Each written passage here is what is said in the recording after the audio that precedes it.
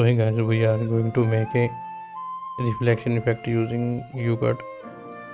Select new project, go to materials, select white background, go to BG and select 960 ratio.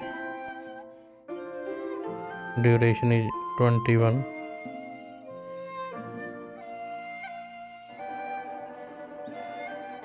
Now go to PIP and select video clip. Hit to screen and now copy this layer. Select first layer and go to rotation and select flip.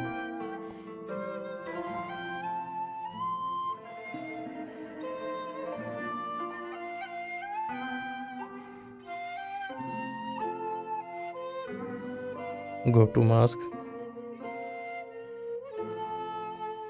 select line. Now drag here, select feather pen, select this layer and now go to mask again, select line and select inverse selection.